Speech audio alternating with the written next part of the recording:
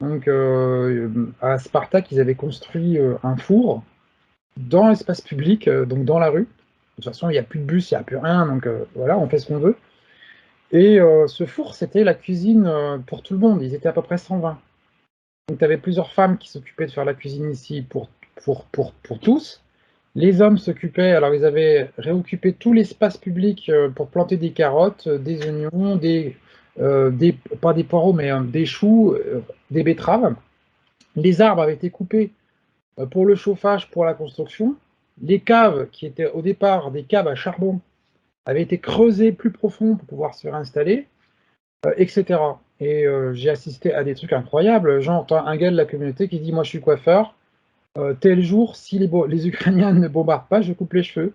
Et une chaise au milieu des vitres brisées, et tous les gens qui voulaient venaient se faire couper les cheveux, une serviette, un ciseau, mais au milieu des ruines, hein. C'était incroyable. Et voilà, ils coupaient les cheveux aux gens qui venaient là. Et puis chacun y allait de sa petite aide. Les soldats leur donnaient de la poudre de charbon, des résidus, pour pouvoir cuisiner, et tout en communauté. Donc, par exemple, si quelqu'un avait un peu d'argent, et bien ensuite, les ressources étaient partagées, en fait, entre toutes et tous. Et ça, c'était impressionnant. Et je l'ai vu dans pas mal de villages. Et ça, franchement, moi, ça m'a donné, comment dire, l'idée que l'espoir était du côté du Donbass. Des gens qui étaient capables de ça, mais ils ne pouvaient pas perdre. Ils ne pouvaient pas être vaincus. C'est pas possible. Ben, je vois pas comment c'est possible. Donc, quand on parle des Russes qui vont mourir de faim, enfin, qui vont mettre dehors Poutine, etc., moi, ça me fait rire. Et les gens, ils ont rien compris. Ah non, non, non, ça c'est évident. À ton sens, est-ce que cette opération spéciale risque de se transformer en guerre avec le reste du gros Europa? Alors, je fais une parenthèse. Euh, pour moi, les Américains euh, jouent un poker menteur. Les Européens font office de banque qui va se faire plumer. Oui, Et puis la Russie, ben, c'est les échecs. Ils ont déjà 3 coups d'avance. oui. Mais c'est d'ailleurs pour ça que Poutine a attaqué.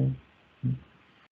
Pour moi, les chances sont fortes, mais peut-être pas dans l'immédiat. J'ai parlé de la guerre d'Espagne. Pour moi, on est dans un nouveau. Les gens ont oublié deux choses. C'est que, et je suis historien à la base, c'est que la guerre et la violence font partie de l'histoire de l'humanité. C'est d'ailleurs la violence, quoi qu'on. Moi, je suis contre la violence, mais être contre la violence, ça ne veut pas dire qu'il ne faut pas être violent par moment. Parce qu'il faut défendre parfois ses ressources contre un ennemi, sa famille, sa femme, ses enfants, et ça, on a un peu oublié. Et je pense qu'il y a un conflit majeur qui va venir et qui sera très important. Et c'est une logique parce que ça fait déjà longtemps qu'on n'en a pas subi et qu'il y a des. Comme pour le climat, on a des phases comme ça de l'humanité, de paix, de guerre, de paix, de guerre, et de redistribution des ressources, de disparition des empires, etc. Ou même de disparition de civilisations. Euh, donc on avance vers un conflit. Celui-là, en Ukraine, c'est une première manche, on va dire, je pense. Premièrement, je suis d'accord. En fait, bon, comme tu le sais, moi je suis à fond dans tout ce qui est survivalisme, et puis on se rend compte qu'il y a une disparition massive des matières premières à l'heure actuelle. Oui, Il y a- C'est une déplétude des matières premières, et ça, on ne pourra pas le corriger. oui, et c'est pour ça que le russe, ça aussi a un coup d'avance. Parce que comme tu l'as vu toi-même dans le monde russe, moi ce qui m'a surpris tout de suite, mais un russe, il y avait des cordonniers partout dans Moscou. Parce que un russe ne gaspille. ils gaspillent beaucoup moins de ressources qu'un occidental. Et là, on va arriver à un moment donné où, de toute façon, on a tellement gaspillé de ressources que, comme tu as dit, elles vont disparaître. Et que ces guerres-là qui vont venir, ce seront des guerres, et c'est déjà le cas, de ressources. Et l'eau en fera partie. Ouais, tout à fait. Bah, la Suisse, on est bien placé. On est en fait le château d'eau de l'Europe. Hein. Et la Et France le, n'est pas aussi dans la ligne de mire, parce que, comme tu le sais, elle aussi est un gros producteur d'eau. le gros problème qu'on a en Suisse, c'est que l'armée a totalement changé. Et en Mhm, fait, ce n'est plus une armée de gens qui sont résistants. En fait, c'est une armée de formation. On les forme mhm. pour faire des militaires, mais on ne dispose pas du matériel que je qualifierais de matériel de combat. Le matériel russe, c'est du matériel costaud. Rustique, encore. Voilà. Voilà. Tandis que le matériel suisse, c'est devenu du matériel oui, de précision. C'est très beau, c'est très précis, ça marche très bien. Euh, je me souviens quand moi j'ai fait l'armée, on avait le FAS 57, qui est un fusil. Tu tirais une cartouche GP11, tu traversais 7 gars plus leur pactage. Oui, Ça te oui, donne un. Hein, c'est du type 7,62 par 39 AK-47, mais c'était mastoc. Ça oui. passait sous un camion, tu le reprenais, tu le nettoyais, ça fonctionnait. Maintenant, ça passe sous un camion, c'est plié. Ouais, c'est plié. Donc, on est dans ce genre de situation, c'est-à-dire qu'on a des outils technologiques, mais qui sont, ouais, bah, qui sont pas adaptés à une guerre de terrain. Alors, par contre, en Suisse, vous avez encore une armée de conscription. Et c'est aussi le point fort de la Russie, parce que justement, la plupart des hommes, donc du coup, ont une formation, même sommaire. En tout cas, nous en France, par exemple, on a perdu la conscription, c'est fini. Donc ça, c'est un gros désavantage, et je pense que les Français, ils vont se réveiller là un peu tard. Et puis pas que les Français. Ah, l'Espagne aussi. Hmm. L'Espagne aussi. Si on revient un petit peu à cette guerre qui pourrait se produire dans un futur, Oui, alors on peut l'avoir de plusieurs manières, donc à coup de bombes thermonucléaires, à coup de bombes à neutrons, oui. ou à coup de bombes thermonucléaires lancées en haute altitude qui font des EMP, les impulsions électromagnétiques. Donc, le premier cas, la thermonucléaire, va raser l'endroit. La deuxième, donc, qui est la bombe à neutrons, va éliminer les bipèdes en surnombre. Et puis la troisième, qui est beaucoup plus rigolote, en fait, tu fais péter une bombe en haute altitude et tu crées une impulsion électromagnétique telle bah, qu'on se retrouve aux années 1800. Bah oui. Mais moi, je sais pas si on en arrivera jusque-là. Je pense qu'il y a quand même aussi une chance que ce soit une guerre conventionnelle. Je ne sais pas trop comment elle sera, mais en tout cas, ce que je sais en tant qu'historien, c'est que nous, humains, on a du mal à imaginer la suivante. Et comme tu sais, par exemple en France particulièrement, en France en 39, ils sont encore en 14, en 14, ils sont encore en 70, en 1870, en 1870, ils sont encore au temps de Napoléon, enfin tu vois. Et la suivante, à mon avis, sera très différente. Il y a des armes nouvelles qui vont arriver, comme tu sais. Tu as parlé d'impulsion, mais il y a une invention allemande là, qui date de 44, les canons à son, le laser. Il y aura plein de trucs qui testent en ce moment et qui testent depuis des années, exosquelettes, etc. Ça sera des conflits qui vont être terrifiants et dont l'imagination humaine a du mal maintenant à se dire comment ça va se passer. Alors, tout ce qui est exosquelette, etc., oui, ça fonctionne, mais c'est dépendant de tout ce qui est mécanique, fluide et énergie.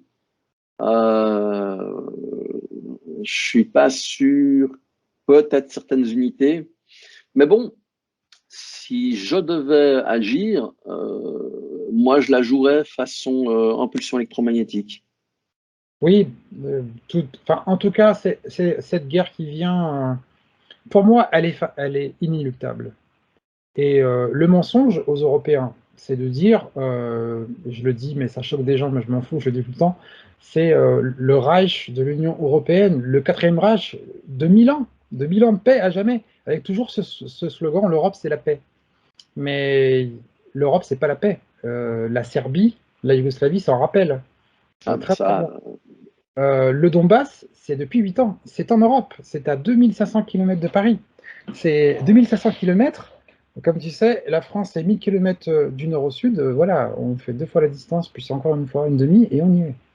C'est ah, mais les gens ne réalisent pas ça. ouais. C'est pas la Nouvelle-Zélande, l'Australie ou l'Afrique Non, du non, Sud. c'est à côté. Ouais, c'est- Mais je crois qu'ils sont un peu réveillés là quand même, mais pas dans le bon sens, hélas. Non, mais de toute façon, ils sont totalement lobotomisés. En Espagne, c'est la même chose. En Suisse, c'est la même chose. Alors Mm. moi, ce qui m'a particulièrement choqué, je suis pas le seul Suisse qui a été choqué, c'est la perte de neutralité de la Suisse à cause des, comment on pourrait appeler ça, des décérébrés qui sont au Conseil fédéral et qui ont décidé de prendre des sanctions contre la Russie. C'était intéressant parce que Poutine, avant d'agir, a envoyé des lettres à tous les pays pour leur demander quelle position ils avaient. Je ne sais pas s'ils en ont parlé en Russie. Non. Moi, tu vois, Non. c'est une information que je connaissais pas. D'accord. Alors, Poutine a envoyé une lettre à tous les États membres, enfin tous les pays européens, pour leur demander quelle position avaient les gouvernements par rapport à la Russie, par rapport au conflit dans le Donbass, entre autres la Suisse. Et donc, après l'opération spéciale, la mise en œuvre de l'opération spéciale, la Suisse a décidé de s'associer aux sanctions internationales. Ouais, Or, on est un pays neutre, oui, mais là, vous l'êtes plus. donc c'est inacceptable. Ouais. Alors, moi, j'ai quand même un grief par rapport à la Suisse, qui est enfin, c'est un autre terrain, mais j'ai interviewé 11 prisonniers politiques qui ont été échangés par le Donbass via la Croix-Rouge Mhm. helvétique, contre des prisonniers, des soldats ukrainiens. Et déjà, la Croix-Rouge suisse helvétique a caché des informations, parce que moi, les 11 prisonniers, si tu veux, ils ont été débriefés par la Croix-Rouge, et ces gens-là, ils m'ont donné une carte de visite d'une Suissesse, je ne sais pas si je peux dire son nom, bon, si c'est dangereux ou pas, mais qui a entendu tout ce qu'ils m'ont raconté, et la Croix-Rouge s'est tue. Elle n'a pas raconté ce que ces gens-là ont dit, et ce qu'ils m'ont raconté, moi j'ai interviewé 10 hommes et une femme qui m'ont raconté, c'est comme si j'avais interviewé 10 fois, 11 fois Jean Moulin, mais qui aurait survécu à ces tortures. Voilà. Et donc, déjà, la Croix-Rouge helvétique suisse, elle sait la vérité sur ce qui se passe. Le SBU, les prisons secrètes, les enlèvements, les gens qui disparaissent, les arrestations sans mandat d'arrêt, les exécutions comme ça. Donc déjà, la Suisse, pour moi, personnellement, enfin, du moins la Croix-Rouge et à travers elle, la Suisse, parce que cette brave femme de la Croix-Rouge qui est à Donetsk, hein, elle n'est pas en Suisse, elle a bien fait un rapport à sa hiérarchie. Ce rapport, il est forcément arrivé quelque part aux hautes autorités, aux plus hautes autorités suisses. Et bien tout ça, ça a été enterré. Donc pour moi, la Suisse avait déjà pris, si tu veux, des décisions, en tout cas celle de se taire, et celle de taire finalement l'innommable, parce que là, on parle de torture, de répression politique qui sont abominables, et là, pour moi, la Croix-Rouge devait dire la vérité. Alors, il faut savoir que le CICR, c'est Croix-Rouge internationale. C'est à la base, c'est une tradition suisse, mais le CICR n'est pas suisse en lui-même. C'est une organisation internationale. Donc, elle a effectivement son siège à Genève, Mhm. mais ils vont pas forcément prendre position. C'est-à-dire qu'ils vont être au courant, mais ils vont pas agir. Parce qu'eux essayent de garder une neutralité. Leur objectif, entre guillemets, c'est d'aider, peu importe les circonstances, alors qu'on sait que d'autres services, d'autres ONG humanitaires, en fait, sont des extensions d'agences de renseignement. Le CICR essaye de rester à peu près propre à ce niveau-là. Donc, même si l'information est arrivée au CICR, je ne pense pas qu'elle soit sortie du CICR. Mais Hélas. bon, Et, c'est... et dans ces interviews, il y a une autre carte qui m'a été donnée. Alors hélas, je l'ai dans mes archives, hein, c'est quelque part. C'est une carte d'un membre de l'ONU. C'est un Français. Et il était à Kiev. Et la Suissesse, j'ai essayé de la contacter, la Croix-Rouge, sur place. Et ensuite, en Suisse, on n'a jamais voulu me répondre, hein. Et donc du coup, après, j'ai envoyé des journalistes italiens pour le cas du Français de l'ONU, qui était basé à Kiev. Il n'a jamais voulu leur répondre. Et Non, lui, il avait aussi entendu le témoignage d'une partie de ces gens torturés. alors en fait, ces gens-là ont des positions, d'accord, et comme tout ce qu'ils pourront dire peut être utilisé, interprété et mettre leur sécurité de position dans laquelle ils se trouvent en danger, Mhm. bah, ils vont fermer leur gueule, ils vont rien dire du tout. Exactement. Mais en faisant cela, ils trahissent, alors déjà s'ils sont croyants, déjà je ne sais pas comment ils font. Ensuite comme père de famille, comme homme, femme, enfin la conscience quoi. Ça, je trouve ça abominable. Je crois que c'est le pire chez un homme que de trahir, enfin d'enfermer dans sa conscience, des choses aussi horribles. C'est Ouais, tu es en diplodocus? Moi aussi, je te rassure tout de suite. mais après si tu veux, je peux raconter quand même une anecdote qui est très intéressante. C'est que l'un d'entre eux, alors lui, il a été arrêté à Mariupol. Il a été, témoin du massacre de Mariupol. Il affirme qu'il y a beaucoup plus que 100 morts, parce que c'est 100 morts officiellement, mais lui, parle de beaucoup plus. Il a été arrêté par un commando du SBU au petit matin. Il faisait de la résistance, hein, comme à la manière, des Européens, en faisant du renseignement, France, 1943 quoi. France ou Belgique ou enfin voilà, ou Pays-Bas, enfin ce que tu veux. Enfin bon. Et il est arrêté par 5 hommes qui ont un uniforme du SBU, et il y en a 4 qui parlent que l'anglais. Hélas, je vais dire son nom d'emprunt parce qu'il s'appelle Oleg, il ne parlait pas l'anglais. Donc j'ai pas pu lui demander, alors c'est quoi l'accent? Est-ce que c'est un accent plutôt britannique, un accent. Il pouvait pas me répondre. Mais en tout cas, il y a 4 hommes qui l'arrêtent, plus un. Il y en a qu'un qui est ukrainien, les 4 autres sont, de mon avis personnel, américains ou canadiens, hein, bon. Et ils vont le torturer. Ils vont le torturer. Et lui, j'étais le voir 3, 4, 5 fois, je me souviens plus, il tremblait. Sa femme essayait de le motiver. Il a été enfermé pendant 14 mois dans une prison à Zaporojié, prison secrète. Ils étaient dans un KGB à 15, dans une pièce minuscule où tu peux dormir à 3 ou 4. Et 14 mois comme ça, donc les tortures, beaucoup au début, mais après c'est quand même une torture d'être mal nourri, d'être enfermé comme ça. Enfin, et sa femme ne savait pas ce qu'il était devenu. Elle s'était dit, il est mort. Et il a été échangé. Le pauvre, il avait brisé. Il pouvait pas parler. Il revivait les tortures, il commençait à trembler.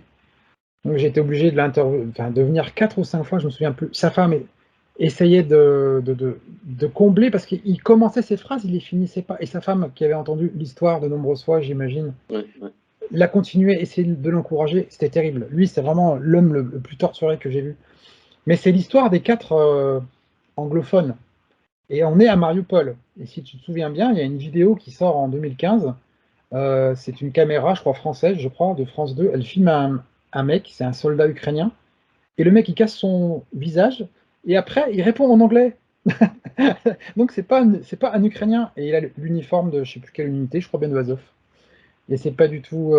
Et voilà. Donc, il y a ça, je l'ai écrit. Et les services spéciaux américains et d'autres États ont aidé les Ukrainiens. On leur a apporté des techniques, par exemple pour la torture. Ouais, technique d'interrogatoire, bien sûr. Parce que tu te souviens que les Français sont devenus les éducateurs pour la torture après l'Algérie. On les Ouais, retrouve la Gégène. on les retrouve en Chili, on les retrouve. Bon, ben là c'est la même chose. On a les Américains après Guantanamo, l'Irak et l'Afghanistan, ils ont des experts. Et ils sont venus faire le sale boulot en Ukraine. Et pas que. Par contre, j'ai un autre témoignage. Par contre, j'ai vraiment eu tellement de mal à le croire que j'ai commencé à y croire quand j'ai eu 5 personnes qui me l'ont raconté. C'est la bataille de Chartiorsk. Chartiorsk, on est derrière Donetsk. Ils vont encercler la ville s'ils prennent cette ville. Ils seront vaincus, hein, heureusement. Et là, j'ai interviewé des miliciens qui ont combattu et qui sont de Chartiorsk et qui me disent que dans cette bataille qui a eu lieu en août 2014, il y a un BTR de l'armée ukrainienne qui shoot avec un RPG. Et bon, bah, on est dans la nuit. Le véhicule blindé flambe. C'est un véhicule, comme tu sais, de transport à roues. Ouais.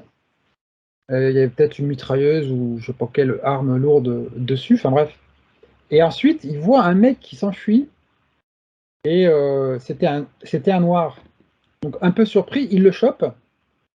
Et dans le BTR, les autres ne sont que des noirs. Et le mec ne parle que l'anglais.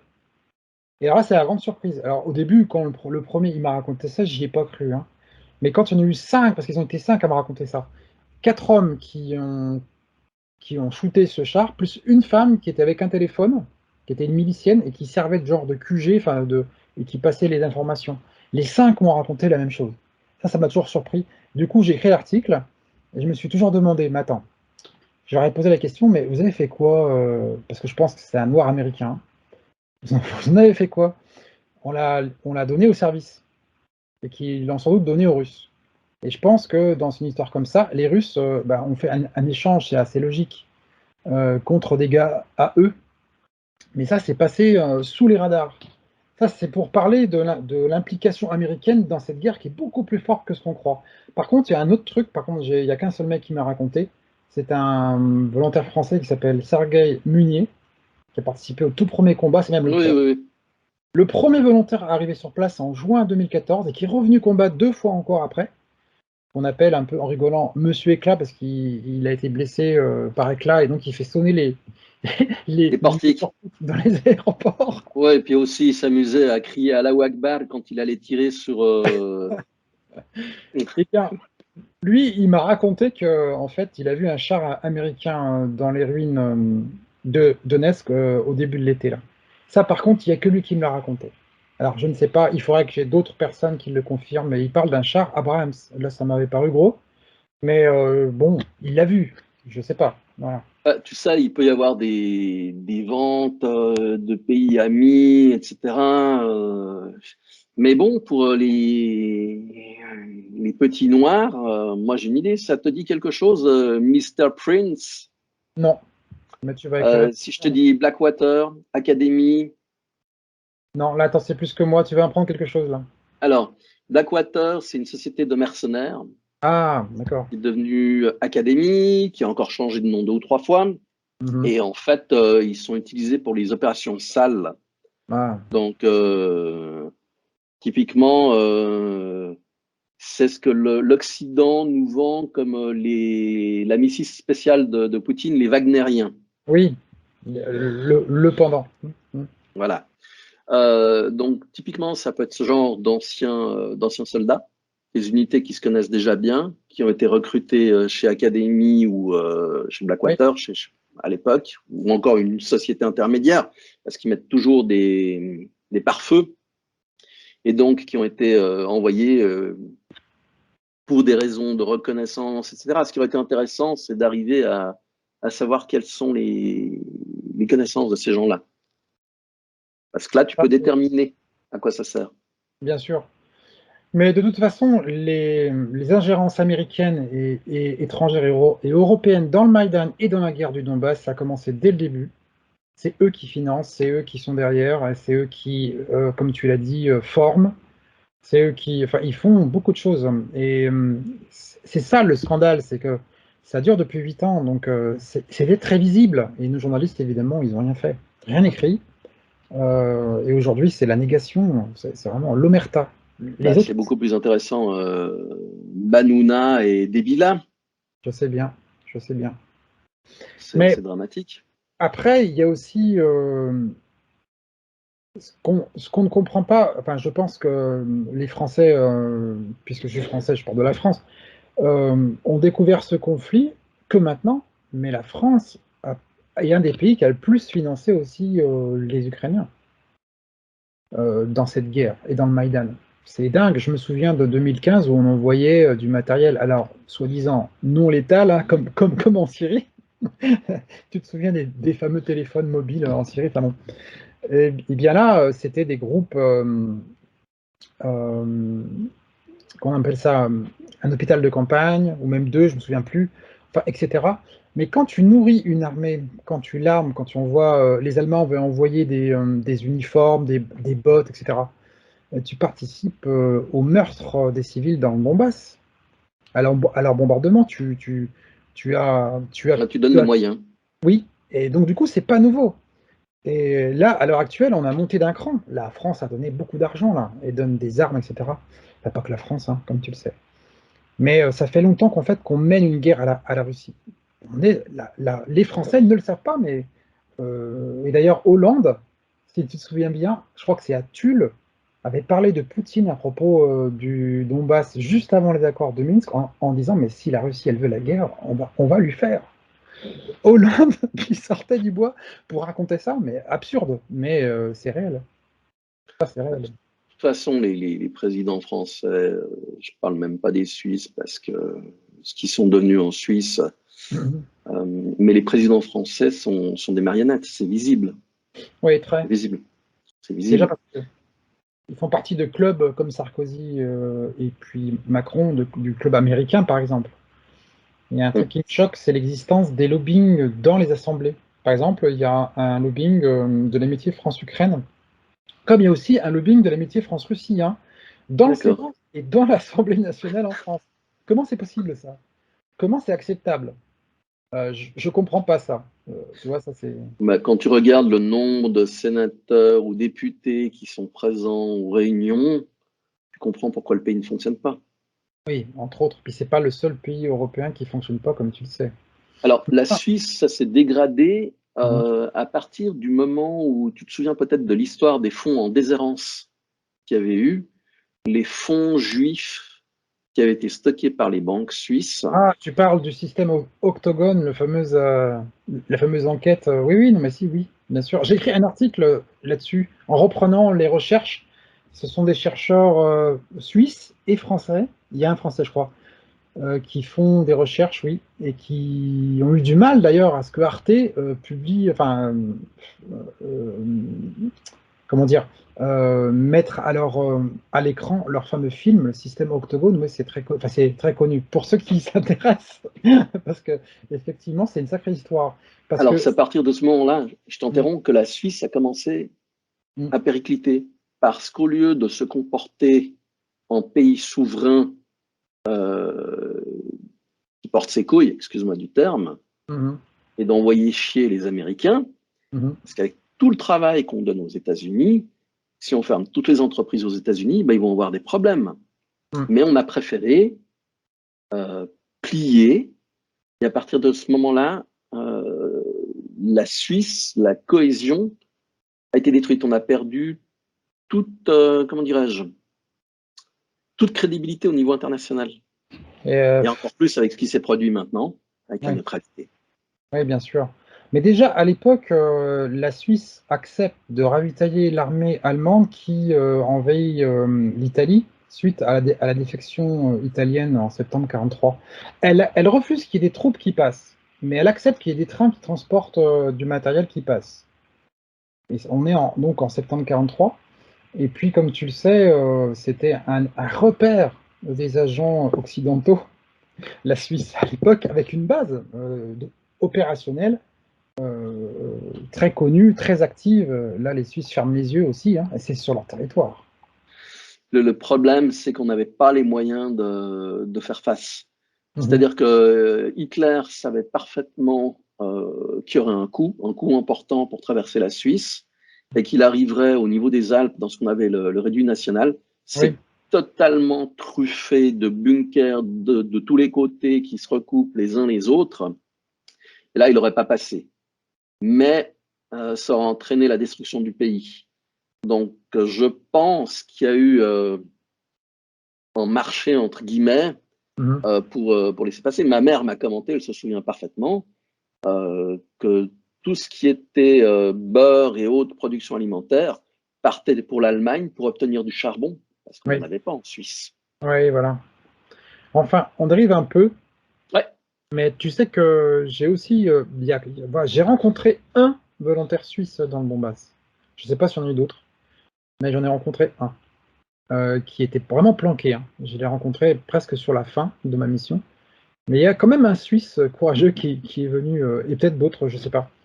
Parce qu'il y a, au niveau des volontaires, il y a tous ceux on a ceux qui sont visibles et connus, et il y a une énorme masse de gens qui avaient peur, et avec raison, hein, pour leur futur et qui sont cachés, mais qui ont combattu dans le Donbass. bon, ça peut être aussi quelqu'un qui est au niveau du renseignement et qui est là juste pour faire une collecte, pour savoir ce qu'il en est. Donc, ils ne seront pas très, très visibles, ces gens-là. Bah, oui, c'est possible, mais j'ai vu quand même beaucoup d'autres volontaires bien planqués, si tu veux, qui étaient vraiment là pour combattre, mais qui se disaient, j'aurai une vie après. Il y a ceux qui finalement, tu sais, voulaient finalement, il y en a qui le disaient carrément, hein, faire leur vie dans le Donbass, même s'ils ne l'ont pas fait pour beaucoup. Mais il y a ceux qui se disaient: «Je viens donner un coup de main et après je rentrerai». Et là, après, il faut que je sois serein pour la suite. Alors, dans les après, moi j'ai connu un des, un des membres, un soldat qui était dans le bataillon.